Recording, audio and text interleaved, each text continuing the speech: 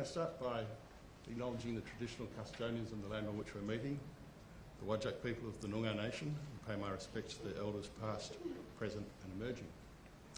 Good afternoon everyone, and thank you for coming to this significant media conference confirming that Andrew McQualter is our next senior coach.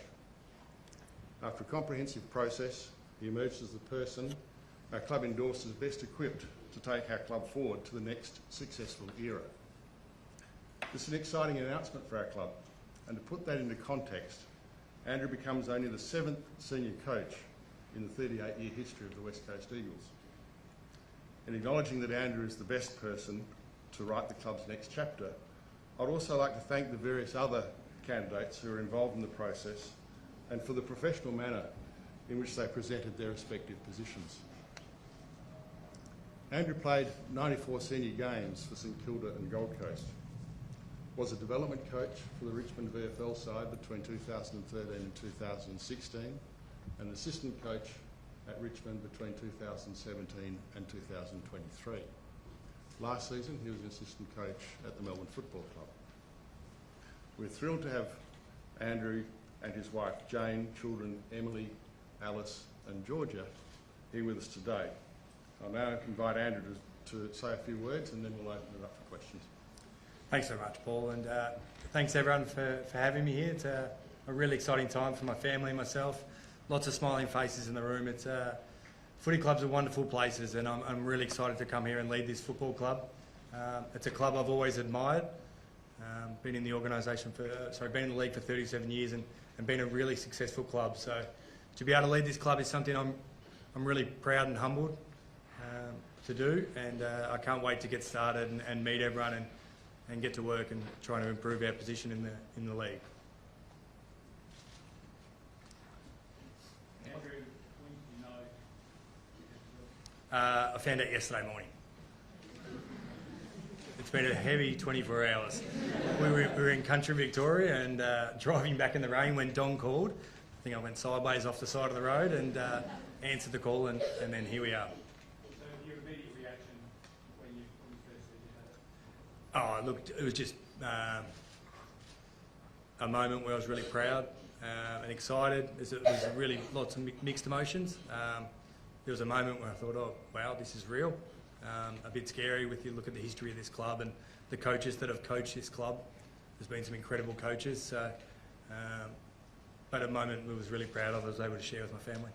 How did you sell yourself? What was your biggest message for the coach over the line? Oh, I've been really fortunate to spend time in some wonderful organisations and been a part of some success over the time. So for me it was just talking about what I thought created a successful environment in those different places, and ultimately what I think leads to winning, because that's what we're here to do. We're here to win games of football.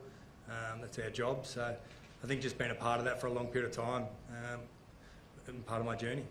How important was your experience as a youth coach at Richmond to set you up like this? Yeah, look, it was a terrific experience that I was able to have. A little bit bittersweet with Damien stepping away mid-year, and it was quite a long time, 13 weeks to be an interim coach, but something I look back at and I'm really fortunate to have experienced. I got a bit of a look at the job. I called it one hand on the wheel at the time, but with this job there'll be two hands, and we'll try and hold on as best we can. Did you change much in this process? Or just having gone through it once? Again, stepping away to a different football club this year and being able to go to the Melbourne Football Club, I learned a completely new system of a way to play, a new program, lots of new things. So I think to be able to have that extra experience is something that will hold me in great stead. I think that, like as I mentioned, I've always admired this football club. They've been a really winning organisation since they came into the league, and that's something that not every club has been able to do. They've been, I think, involved in 8 or so grand finals in 37 years. So, and then the excitement of where the club currently is, for me, that's a great challenge. You know, it's been a challenging few years with the football side of things, but the club is set to really grow and look to move it forward in the next few years. And you're stepping in at a time where the club's going to be extremely. What are some of the challenges that come with that? Football's a pretty simple game. There's no secrets to success. You just got to work really hard. You've got to look to do it together and build a coaching group and team that can instill belief in the playing group, and football can change very quickly. I think we're seeing that with the girls over here, the women's program, and Daisy doing a terrific job, how quickly football can change. So that's something I'm really excited about. Andrew, the discussion in the media for someone about poison chalice of the Eagles job, was that ever in consideration? I didn't read that. I didn't say it. Sorry, I've interrupted. Go again. Did any of that sort of negativity around the job ever come into your thinking at all? I thought this was an incredible job. Hence why I went through the process, and very fortunate to be sitting here today. When you look at the list, it's in transitions, as you mentioned. How do you see it from your perspective at the moment? Yeah, I'm really excited by the list. There's some really experienced guys that have still got, in my eyes, some great football ahead of them. And then there's some young talent in the list as well that hopefully with the coaching group that we can really foster them and push them in the right direction. And as I mentioned, things can change quickly. When you look at that list, so is there a certain style of play that you want them to choose? Is that where you sold yourself to as well for the play? Yeah, I'm really clear on the way that I want the game to look and to play, and it will be different to the way West Coast have played for the last little while, and that should be really exciting for the guys in this room.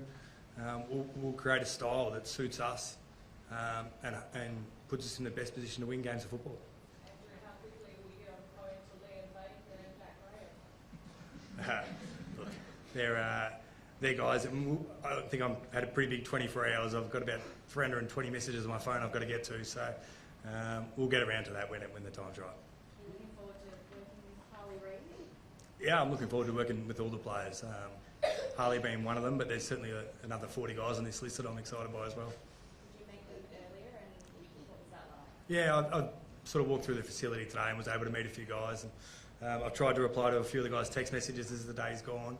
But obviously being on break, not everyone's going to be here, which is understandable. So great for a bunch of the guys to turn up now, and I'll try and meet as many as I can over the next week. Can you expand a bit on the playing style philosophy? Is it your philosophy that you've told, or is it what you think their strengths are that you'll focus on? There's a big difference between what you might want and what the group might be better adapting to. Sure. Look, I think it'll be both. I'm pretty clear on the way I want the game to look and to play, and I'll work with the coaching group that we develop the style that suits this group as well. So it will be a bit of both. But there's not that huge differences between teams in the AFL. The gap's not that big, so we'll look to create some belief in this group and see where it takes us. How do you describe the playing style you want to bring? Yeah, look, we'll play a game that is not too dissimilar to what I've learned over my time at Richmond and the Melbourne Footy Club. They're both, I was lucky to be involved in some successful times, although Melbourne didn't have a great year this year. The system they played has stacked up for the last couple of years of footy. So we'll implement a style that is a mixture of both those teams and with our twist on it, it'll look like us. Success is going to come, six grand final, really very different to what you're walking into now. Have you not seen the rebuild scenario and experienced the joy of the game? How hard is it to walk in and start from scratch and try to bring everyone along? I think that's the beauty of it when a new coach gets announced, that everybody starts fresh. There's no judgment from me on any of the players on our list, and that's a really exciting chance for both myself, the coaching group, but also the players. Everybody gets a fresh start. There's no history for me, so that'll be really exciting. Don, the fact that Andrew had Richmond for 13 games is a long time for a caretaker coach to have been coming out of 7-6. How significant is that? Oh, look, it certainly was taken into account. I mean, we looked at it through the criteria we set for what we wanted for a senior coach. I mean, Andrew sits here today having ticked a lot of the boxes, more boxes than others, and the interim coach one gave him an opportunity to sit in the chair, and there's nothing like sitting in the chair, and he's had that experience, and I'm sure I know talking to him, what he learnt from being, as you said, with one hand on the wheel, doesn't hurt, but he's fundamentally he's a very good person, great values, and a very good footy coach, and that's why we've employed him. The development background, given where you listed Yep. how significant is that? Yeah, that's another factor. Someone who's actually come through the development space to where he is now as a senior assistant, now a senior coach. And certainly that came through in the presentations about the focus on development across the whole list. So people think development's just with our younger players and just with our 18, 19-year-old guys, but it's across the entire list. Everyone on the list should be looking to get better, and and certainly Andrew has had an interest in and a passion for not only the development but the coaching side of that. So he'll definitely bring that. Andrew, you said it a couple of times, you're pretty clear on the way you think the game should look or the way you want it to look. How big an influence has the three players or two being over the way you think the game should look? Yeah, clearly a significant influence. But also, I think just watching and being a part of Melbourne this year and knowing the success they've had, and I guess just watching the league in general, the way the game's being played, it's a pretty clear formula for what wins games of football. So that's and there is no secrets. There's no shortcuts to success in this game. So we're gonna have to do the work, build clarity around the plan, and get on the same page and get to work. Was there a moment in your career, either as a Footy or Gold Coast, where you thought, I want to be a senior coach when Probably the 3 times I got delisted before I was 25. I realised I wasn't going to make too much of a career of that. So, look, I think probably throughout my whole life I've been in leadership roles and various leadership roles. So that's just been part of my journey. So the first time you got delisted as a midfielder, your lifelong friend Brendan Goddard described you as a bit of a rascal that grew up quickly in the AFL. Was that the time you realised you could be a rascal in the AFL? Yeah, it's probably a fair assessment. BJ's known me for a fair period of time, but that's the beauty. I think when you're 20 years old, sometimes you think you know everything, and I certainly didn't, and I certainly don't at 38 years old. So we're always learning, we're always looking to get better, and I guess in some ways that probably put me on a better path. And your experiences at that time, and also your experiences as a really valuable role player in those midfielder grand finals, how much did they shape you as first as a player, but also B as a coach? Yeah, pretty significantly. Like Ross had a big impact on me in the way he coached our team at that time, and how he was able to value all the players on his list, and that's something I put a big emphasis on as well. I think every player in our list can bring something to the team. We all have different strengths and skill sets, and we'll look to maximise each player's. Andrew, we also put a time frame on the rebuild during the interview process, or how long do you think it could turn this around? It's not really about that for me. It's about just there's no secret to this. There's no shortcuts. So it'll be about just getting to work, the right behaviours, the right actions.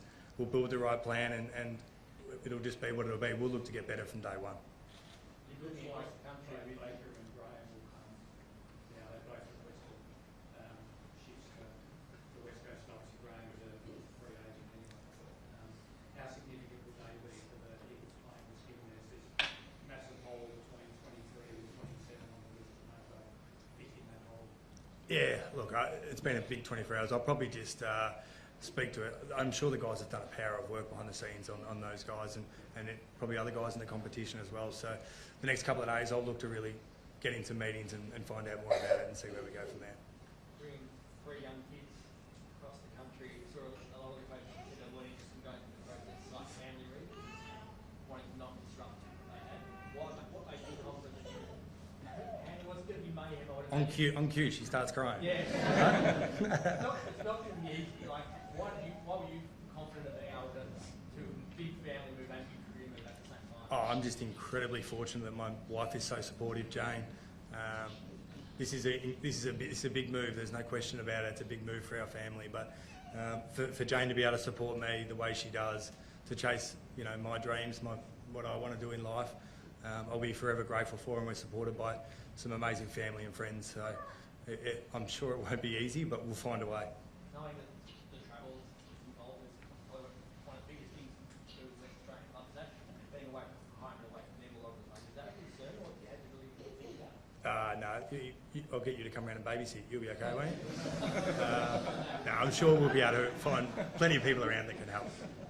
John, hiring a senior coach is always a big piece of the puzzle. Yep. How much now do you start working on the other things around that, other coaches and things that have to be done when you start doing this? Yeah, well, that work starts now with Andrew and Gavin, and they'll start that work pretty soon.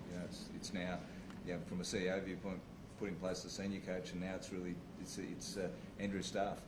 So there's some things within the footy program I know they're looking at the moment, and he'll get to work on that pretty quickly. Throughout the process, what did you find out about the footy club itself, where it's at, About our footy club? Yeah. No, I think what it did do, it allowed us the opportunity to sit back and actually go, what sort of person / coach do we want to take the role?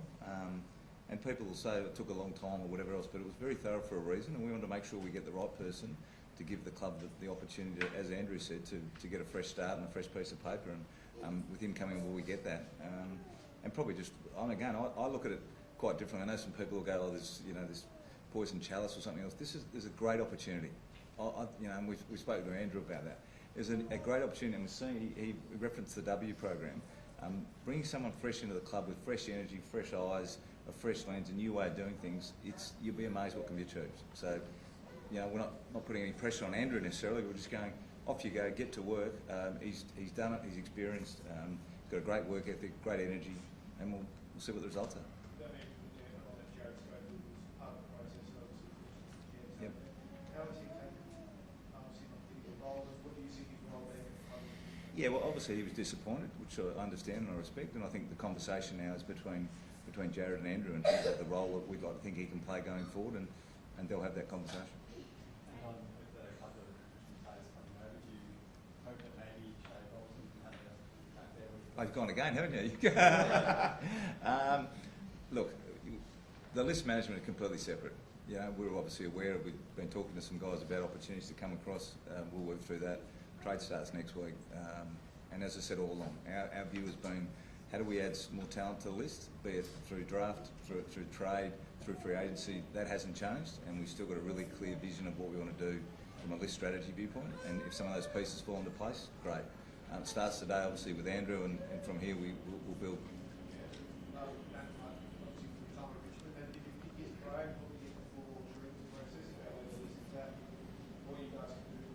Yeah, I certainly did.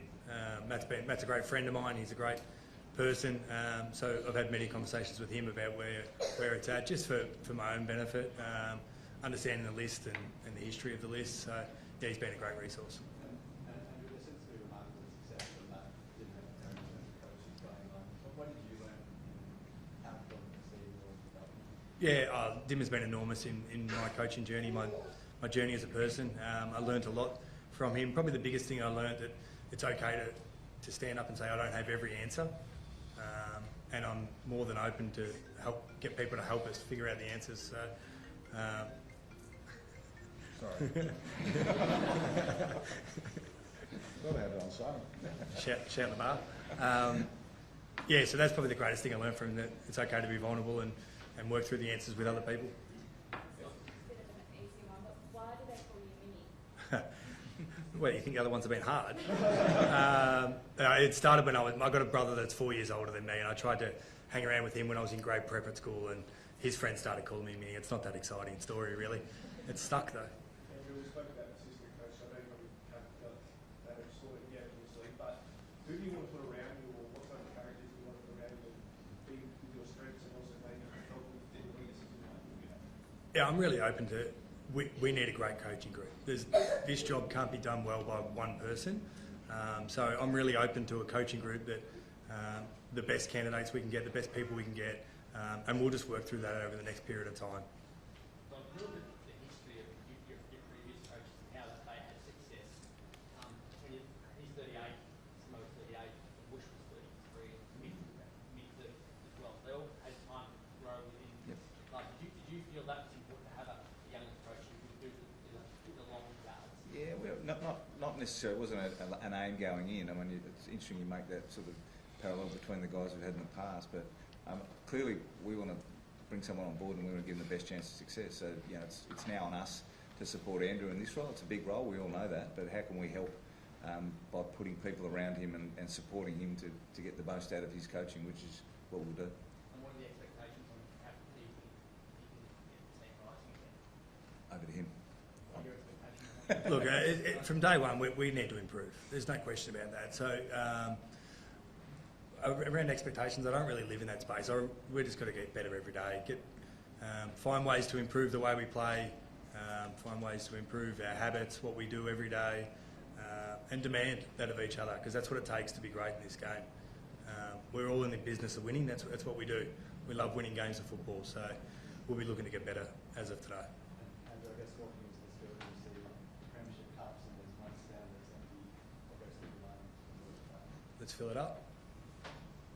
That's it. And there's probably been a bit of uncertainty for fans probably over the last few years, but I guess who can they put their trust in both on the good and off the good? Who is this person coming into the role? Sorry, can you repeat the question? So I guess the fans have had a bit of uncertainty, so I guess for them to get to know you. Yeah. Who are you on and off the field? Oh, look, I'm just a kid from the country who works hard. Pretty simply, I grew up in country Victoria. I've been a pretty resilient sort of guy, and I'll just look to be a great relationship person, but I'll have really high standards of people as well that come into the organisation, and we'll just look to get better every day. I was in the wonderful word of Inverloch, which I think we have a few players from there, and I was driving. My brother lives there, so I was just visiting him. Thanks, everybody. Thanks, guys. Thank you.